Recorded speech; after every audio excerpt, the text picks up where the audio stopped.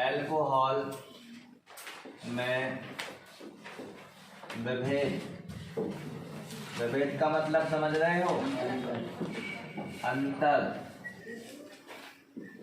स्पष्ट, विभेद करने की विधियां या विभेद करने की विधि। हमारे पास क्या दिए गए होंगे, एल्कोहल दिए गए होंगे, जिसमें से प्राथमिक एल्कोहल हो सकता है, द्वितीयक एल्कोहल हो सकता है, तृतीयक एल्कोहल हो सकता है। और अभी हमें मालूम नहीं है कि कौन सा एल्कोहल कौन सा है, मतलब हमारे पास विलयन दिया गया होगा और बताना होगा कि ये विलयन प्राथमिक एल्कोहल का है, द्वितीयक का है या तृतीयक का है। तो दिए गए एल्कोहलों में हम क्या करेंगे, विभेद करेंगे यानी अंतर स्पष्ट करेंगे। तो सबसे पहले दिए गए एल्कोहलों में विभेद करने की या अंतर स्पष्ट करने की वैज्ञानिक विक्टर मेयर के द्वारा क्या की गई थी, एक विधि दी गई थी, जिसे हम क्या कहते हैं, विक्टर मेयर विधि कहते हैं। क्या कहा जाता है, विक्टर मेयर विधि कहा जाता है। तो एल्कोहलों में विभेद करने की हम क्या देख रहे हैं, विक्टर मेयर विधि। तो इसमें क्या करेंगे, हम दिए गए एल्कोहलों को, मतलब हमारे पास एल्कोहल होंगे जिसमें तीनों ही प्रकार के एल्कोहल होंगे, प्राथमिक एल्कोहल, द्वितीयक एल्कोहल और तृतीयक एल्कोहल। तो दिए गए एल्कोहलों के मिश्रण पर क्रमशः माने क्रम के अनुसार हम क्या करेंगे, किस किस के साथ क्रिया कराएंगे। तो क्रमशः HI, सबसे पहले एल्कोहलों के मिश्रण के ऊपर हमें किसकी क्रिया करानी है, HI हाइड्रोजन आयोडाइड की क्रिया करानी है। इसके बाद किसकी क्रिया करानी है, AgNO2 की क्रिया करानी है। फिर किसकी क्रिया करानी है, HNO2 की क्रिया करानी है। और फिर किसकी क्रिया करानी है, NaOH की क्रिया करानी है। किसकी क्रिया करानी है, NaOH की क्रिया करानी है। तो एल्कोहल का मिश्रण दिया गया है, दिए गए एल्कोहलों के मिश्रण पर क्रमशः HI, AgNO2, HNO2 और NaOH की क्रिया कराने पर यदि हमें क्या प्राप्त होता है, लाल रंग प्राप्त होता है। कैसा रंग प्राप्त होता है, लाल रंग। तो कौन सा एल्कोहल है, प्राथमिक एल्कोहल है। कौन सा एल्कोहल हो जाएगा, प्राथमिक एल्कोहल हो जाएगा। और यदि नीला रंग प्राप्त होता है तो कौन सा एल्कोहल होता है, द्वितीयक एल्कोहल होता है। और यदि कोई रंग प्राप्त नहीं होता है तो कौन सा एल्कोहल होता है, तृतीयक एल्कोहल होगा। तो सबसे पहले हम देख लेते हैं प्राथमिक एल्कोहल। प्राथमिक एल्कोहल के लिए लिखेंगे R single bond CH2 single bond OH। R single bond CH2 single bond OH, ये किसका फॉर्मूला हो गया, प्राथमिक एल्कोहल का फॉर्मूला हो गया। प्राथमिक एल्कोहल पर सबसे पहले हम क्रिया किसके साथ कराएंगे, HI के साथ। पहले हम प्राथमिक एल्कोहल पढ़ेंगे, फिर द्वितीयक और फिर तृतीयक। तो प्राथमिक एल्कोहल पर पहले हमने किसके साथ क्रिया कराई, HI के साथ। तो देखिए ये जो OH है ये किसके साथ रिएक्शन करेगा, H के साथ। और H2O बनकर कैसा हो जाएगा, अलग हो जाएगा। OH की जगह क्या लग जाएगा, I। तो क्या बन जाएगा, R single bond CH2 single bond I। समझ गए, H2O कैसा हो गया, बाहर हो गया। इसके बाद अब ये क्रिया किसके साथ करानी है, AgNO2 के साथ क्रिया करानी। किसके साथ क्रिया कराएंगे, AgNO2 के साथ। तो ये जो Ag रहेगा ये I के साथ क्रिया करेगा, बाहर निकल जाएगा। I के साथ क्या लग जाएगा, NO2 लग जाएगा। तो क्या बनेगा, R single bond CH2 single bond क्या हो जाएगा, NO2। इसके साथ क्रिया किसकी कराएंगे, HNO2 की कराएंगे। किसकी कराएंगे, HNO2 की कराएंगे। तो यहाँ पर हमें किसका निर्माण होगा, नाइट्रोलिक अम्ल का निर्माण होगा। किसका निर्माण होगा, नाइट्रोलिक अम्ल, यानी R single bond C single bond क्या हो गया, NO2। R single bond C single bond क्या हो गया, NO2। यहाँ पर क्या करेंगे, डबल बॉन्ड लगाएंगे। डबल बॉन्ड में क्या लगा देंगे, N सिंगल बॉन्ड में क्या लगा देंगे, OH। ये जो फॉर्मूला बनेगा ये फॉर्मूला किसका हो जाएगा, नाइट्रोलिक अम्ल का हो जाएगा।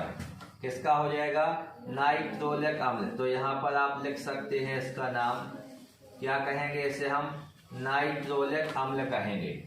तो यहाँ का ये R आ गया, यहाँ का क्या आ गया, C आ गया। और यहाँ पर यदि आप देखें तो इसमें से हमने NO2 का NO2 लगाया, यहाँ का क्या बचा H2 और एक यहाँ से क्या निकाल लिया O, तो क्या निकल गया H2O बाहर निकल गया, बाकी का हमें नाइट्रोलिक अम्ल प्राप्त हो गया। ये क्रिया किसके साथ करेगा, प्लस NaOH के साथ क्रिया करेगा। जब नाइट्रोलिक अम्ल प्लस NaOH के साथ क्रिया करेगा तो हमें क्या प्राप्त होगा, रक्त जैसा लाल रंग। रक्त जैसा क्या प्राप्त होगा, लाल रंग। यदि रक्त जैसा लाल रंग प्राप्त होता है तो समझ जाइए कि दिया गया एल्कोहल के मिश्रण में हम किसको पढ़ रहे हैं, प्राथमिक एल्कोहल को पढ़ रहे हैं। कौन सा एल्कोहल हो जाएगा, प्राथमिक एल्कोहल हो जाएगा। अभी हम प्राथमिक एल्कोहल के बारे में देख रहे थे, अब हम किसको देखेंगे, द्वितीयक एल्कोहल को देखेंगे। तो द्वितीयक एल्कोहल क्या हो जाएगा, R आइसो का चिन्ह CHOH, ये क्या हो गया, द्वितीयक एल्कोहल हो गया। तो इसी प्रकार क्रमशः रिएक्शन कराते चलेंगे। प्लस में सबसे पहले क्रिया किसके साथ होगी, HI के साथ। तो इस OH की क्रिया H के साथ हो जाएगी, H2 निकल जाएगा, OH की जगह क्या लग जाएगा, I। तो क्या बनेगा, R आइसो का चिन्ह CHI। फिर ये क्रिया किसके साथ होगी, AgNO2 के साथ क्रिया होगी। तो ये AgI के साथ क्रिया करके निकल जाएगा, I की जगह क्या लग जाएगा, NO2 लग जाएगा। तो R आइसो का चिन्ह C और ये H का H, I की जगह क्या लगा देंगे, NO2 लगा देंगे। अब ये जो क्रिया होगी किसके साथ होगी, प्लस में HNO2 के साथ होगी। किसके साथ क्रिया होगी, HNO2 के साथ क्रिया होगी। तो क्या बनेगा, R आइसो का चिन्ह C, ऊपर लगा देंगे NO2 को और नीचे लगा देंगे किसको, NO को। ऊपर लगा देंगे NO2 को, नीचे लगा देंगे NO को। ये हो गया स्यूडोनाइट्रॉल। इसका यदि हम नाम लिखें तो क्या हो जाएगा, स्यूडोनाइट्रॉल। क्या प्राप्त होता है, स्यूडोनाइट्रॉल प्राप्त होता है। और ये स्यूडोनाइट्रॉल किसके साथ क्रिया करता है, प्लस में NaOH के साथ क्रिया करता है। तो किस प्रकार का रंग प्राप्त होता है, हमें नीला रंग प्राप्त होता है। कैसा रंग प्राप्त होगा, नीला रंग। तो समझ जाएंगे कि हमारे पास कौन सा एल्कोहल है, द्वितीयक एल्कोहल है। इसके बाद यहाँ पे हम लेंगे तृतीयक एल्कोहल, R आइसो का चिन्ह COH। ये हो गया। इसकी भी क्रिया पहले हमें सबसे पहले किसके साथ करानी है, प्लस HI के साथ। तो ये OH इस H के साथ रिएक्ट करेगा, H2O बाहर निकल जाएगा, I किसकी जगह लग जाएगा, OH की जगह। तो R आइसो का चिन्ह CI। अब ये रिएक्शन किसके साथ होगी, प्लस में AgNO2 के साथ होगी। किसके साथ क्रिया होगी, AgNO2 के साथ होगी। तो फिर ये जो आपका Ag है ये किसके साथ रिएक्ट कर लेगा, I के साथ। तो क्या बचेगा, R आइसो का चिन्ह CNO2। इसके बाद ये क्रिया किसके साथ करेगा, HNO2 के साथ क्रिया करेगा। तो कोई क्रिया नहीं होगी, कोई क्रिया नहीं होगी। तो यहाँ लिख सकते हैं नो रिएक्शन, कोई क्रिया नहीं करता है। इसके बाद फिर यहाँ पर फिर हम क्या लिख देंगे, प्लस के NaOH। तो यहाँ पर हमें प्राप्त होगा नो कलर, नो रिएक्शन। और लास्ट में क्या प्राप्त हो जाएगा, नो कलर हो जाएगा। तो यहाँ पर हमने देखा प्राथमिक एल्कोहल, द्वितीयक एल्कोहल और ये क्या हो गया, द्वितीयक एल्कोहल। दिए गए एल्कोहलों के मिश्रण पर क्रमशः HI, AgNO2, HNO2, NaOH क्या क्या दिया गया है, HI दिया गया है, AgNO2 दिया गया है, HNO2 दिया गया और साथ में क्या दिया गया है, NaOH दिया गया। इनकी क्रमशः क्या कराते हैं, क्रिया। तो प्राथमिक एल्कोहल से हमें क्या प्राप्त होता है, रक्त जैसा लाल रंग प्राप्त होता है। द्वितीयक एल्कोहल से क्या प्राप्त होता है, नीला रंग प्राप्त होता है। और तृतीयक एल्कोहल से कोई रंग प्राप्त नहीं होता है। ये पहली विधि हो गई हमारी, कौन सी विधि हो गई, वेक्टर मेयर विधि हो गई। जैसे आपको बोर्ड पर समझाया गया है, इस विधि को आपको ऐसे ही लिखना है, बॉक्स बना करके। इसको हम बॉक्स में बंद कर देंगे। और क्रमशः क्रिया कराते जाएंगे और उत्पाद को आगे की ओर लिखते जाएंगे। अब एल्कोहलों में विभेद करने की हम अगली विधि देख रहे हैं, जिसमें हमें कौन सी विधि के बारे में देखना है? ऑक्सीकरण विधि के बारे में देखना है। कौन सी विधि हो जाएगी? ऑक्सीकरण। दिए गए एल्कोहलों को जब अम्लीय पोटेशियम डाइक्रोमेट, दिए गए एल्कोहलों को जब किसमें? अम्लीय पोटेशियम डाइक्रोमेट यानी K2Cr2O7 पोटेशियम डाइक्रोमेट हो गया। ये किस प्रकृति का है? अम्लीय, यानी प्लस में क्या हो गया? H2SO4 हो गया। प्लस में क्या हो जाएगा? H2SO4 हो जाएगा। इसकी उपस्थिति में क्या किया जाता है? ऑक्सीकृत किया जाता है। क्या किया जाता है? ऑक्सीकृत किया जाता है। तो सबसे पहले हम किसके बारे में पढ़ रहे हैं? प्राथमिक एल्कोहल के बारे में पढ़ रहे हैं।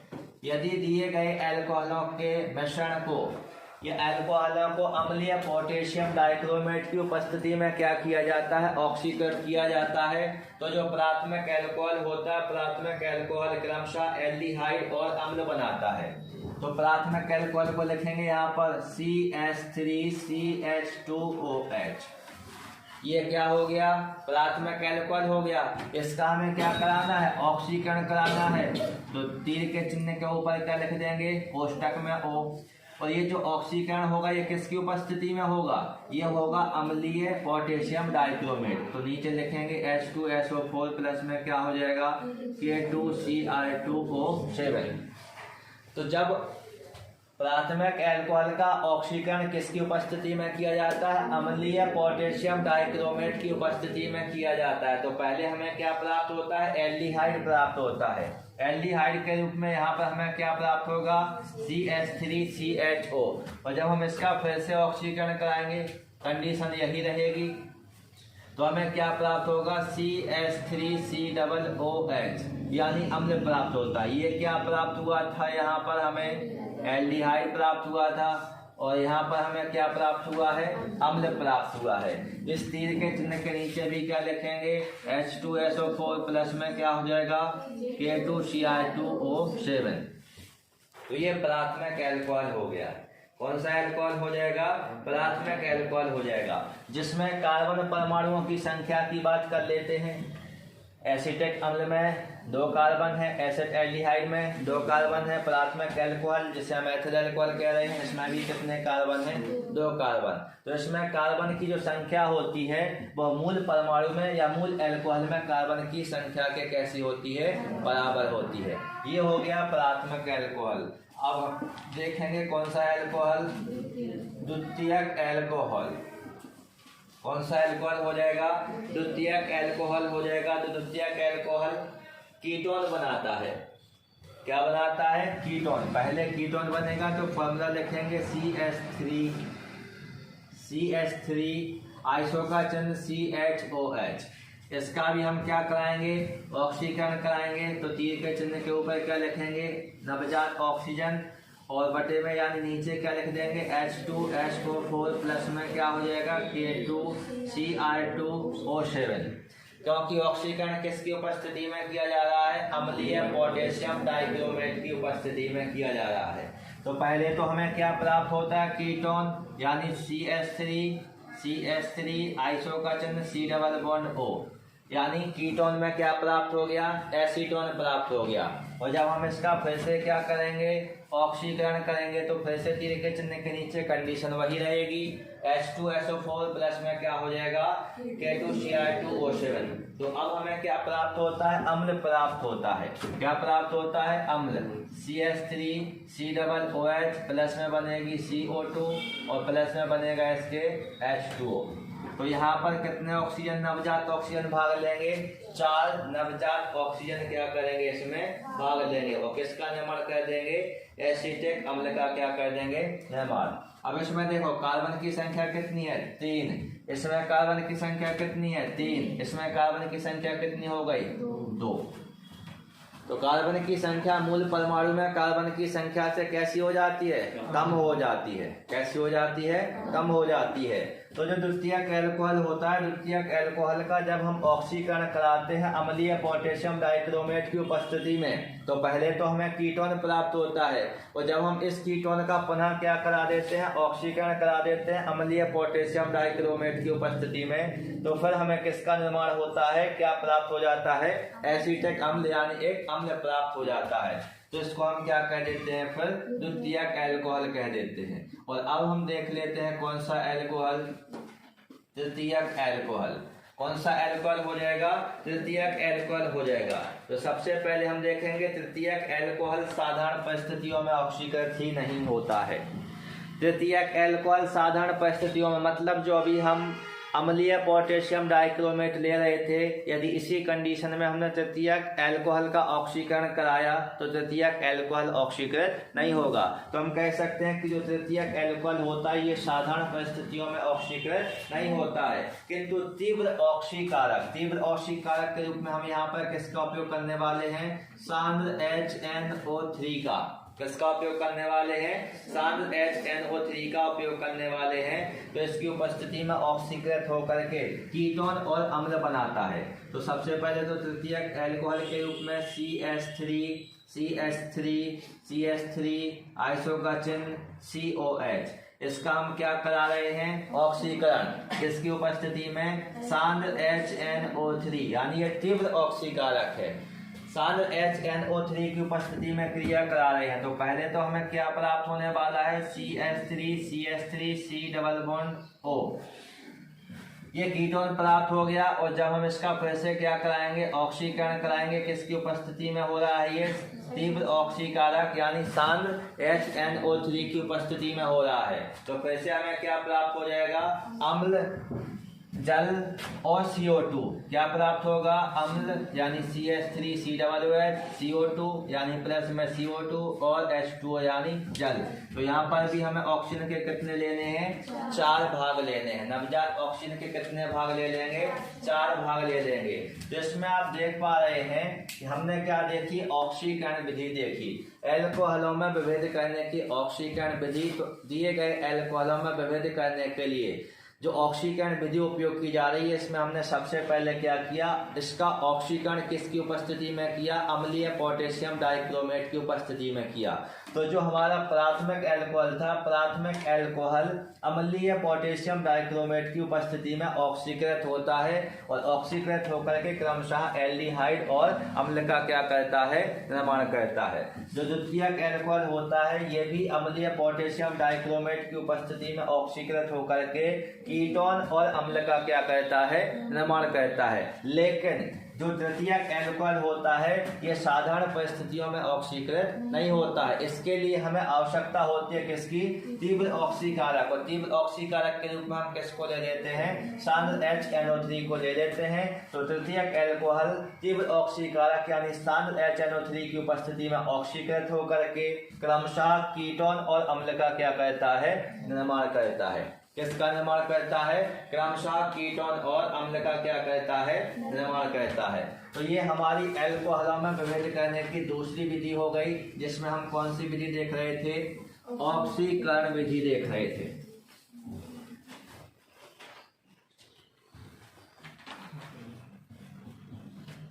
इसके बाद हम एल्कोहलों में विभेद करने की अगली विधि देखेंगे, जिसमें हमें देखना है विहाइड्रोजनीकरण। विहाइड्रोजनीकरण कौन सी विधि है? विहाइड्रोजनीकरण विधि है। तो दिए गए एल्कोहलों को हम क्या करेंगे? एल्कोहलों की वाष्प को, देखो हमारे पास क्या रहेगी? एल्कोहल रहेगी। हम क्या करेंगे? इस एल्कोहल की वाष्प को Cu की नली में 300 डिग्री सेल्सियस पर क्या कर देंगे? गर्म कर देंगे। कॉपर की नली में 300 डिग्री सेल्सियस पर क्या किया जाता है? गर्म किया जाता है। तो सबसे पहले यहाँ पर हम देख लेते हैं कौन सा एल्कोहल? प्राथमिक एल्कोहल। कौन सा एल्कोहल? प्राथमिक एल्कोहल। यदि हम प्राथमिक एल्कोहल को लेकर के यानी CH3 CH2OH। ये क्या हो गया? प्राथमिक एल्कोहल हो गया। इस प्राथमिक एल्कोहल को हम कौन सी नली में? Cu नली में। Cu नली यानी कौन सी नली? कॉपर की नली। कितने टेम्परेचर पर? 300 डिग्री सेल्सियस ताप पर क्या किया जाता है? गर्म किया जाता है। तो हमें क्या प्राप्त होता है? एल्डिहाइड CH3CHO, और साथ में क्या निकल जाती है? H2 यानी हाइड्रोजन गैस निकल जाती है। कौन सी गैस निकल जाती है? हाइड्रोजन गैस निकल जाती है। इसके बाद क्या हो जाएगा? द्वितीयक एल्कोहल हो जाएगा। कौन सा एल्कोहल हो जाएगा? द्वितीयक एल्कोहल हो जाएगा। तो द्वितीयक एल्कोहल में हम क्या लिखेंगे? CH3 आइसो का चिन्ह, CHOH किसकी नली? Cu की नली। कितने टेम्परेचर पर? 300 डिग्री सेल्सियस पर। किसका निर्माण होता है? कीटोन यानी CH3 आइसो का चिन्ह, C डबल बॉन्ड O, और साथ में क्या निकल जाएगी? H2 यानी हाइड्रोजन गैस निकल जाती है। ये होता है द्वितीयक एल्कोहल के साथ। इसके बाद हम देख लेते हैं क्या? तृतीयक एल्कोहल यानी 3 डिग्री एल्कोहल। तृतीयक एल्कोहल यानी क्या हो गया? 3 डिग्री एल्कोहल। फॉर्मूला क्या होता है? CH3 आइसो का चिन्ह COH। किसकी उपस्थिति में? Cu नली यानी कॉपर की नली। कितने डिग्री सेल्सियस पर? 300 डिग्री सेल्सियस पर। तो किसका निर्माण होता है? आइसोब्यूटीन का निर्माण होता है। किसका निर्माण होता है? आइसोब्यूटीन का फॉर्मूला CH3 आइसो का चिन्ह, C डबल बॉन्ड CH2, और प्लस में बन जाएगा गंगा जल यानी H2O। तो ये क्या प्राप्त हो गया हमें? आइसोब्यूटीन, जिसे हम एल्कीन भी कह सकते थे सामान्य नाम के रूप में। तो ये कौन सी विधि हो गई हमारी? विहाइड्रोजनीकरण विधि हो गई। दिए गए एल्कोहलों की वाष्प को कॉपर की नली में 300 डिग्री सेल्सियस ताप पर जब गर्म किया जाता है तो प्राथमिक एल्कोहल एल्डिहाइड में परिवर्तित हो जाता है। द्वितीयक एल्कोहल कीटोन या एसीटोन में परिवर्तित हो जाता है। तृतीयक एल्कोहल एल्कीन या आइसोब्यूटीन में कैसा हो जाता है? परिवर्तित हो जाता है। तो ये कौन सी विधि हो गई हमारी? विहाइड्रोजनीकरण विधि हो गई। और अगली मेथड के रूप में हम देखेंगे लूकास अभिकर्मक के बारे में। किसके अभिकर्मक के बारे में? लूकास अभिकर्मक। तो अगले में हम देख रहे हैं लूकास अभिकर्मक। लूकास अभिकर्मक निर्जल जिंक क्लोराइड के संतृप्त सांद्र HCl का विलयन। मतलब क्या है? निर्जल ZnCl2, इसके साथ किसको मिला देंगे? सांद्र HCl को। तो इन दोनों का जो मिश्रण रहेगा, इस मिश्रण को ही हम क्या कहेंगे? लूकास अभिकर्मक कहेंगे। क्या कहेंगे? लूकास अभिकर्मक कहेंगे। बात समझ गए?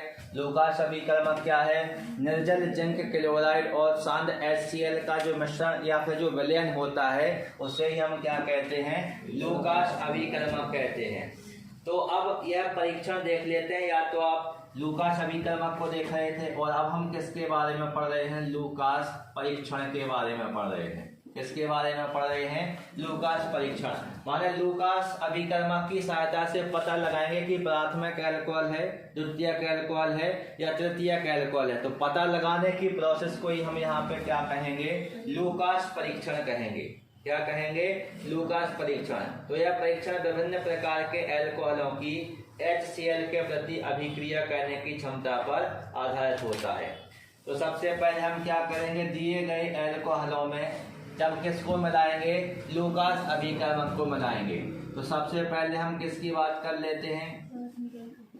प्राथमिक एल्कोहल की। दिए गए एल्कोहलों में जब किसको मिलाते हैं? लूकास अभिकर्मक को मिलाते हैं। तो जो प्राथमिक एल्कोहल होता है, प्राथमिक एल्कोहल कोई अवक्षेप नहीं देता है। तो यहाँ पर क्या लिखेंगे? R single bond CH2 single bond OH, या तो आप तीर के चिन्ह के ऊपर सीधा सीधा लिख दो लूकास अभिकर्मक, और यदि सीधा सीधा लूकास अभिकर्मक नहीं लिखना है तो फिर इसके ऊपर क्या लिखना पड़ेगा? सांद्र HCl, साथ में क्या लिखना पड़ेगा? निर्जल ZnCl2।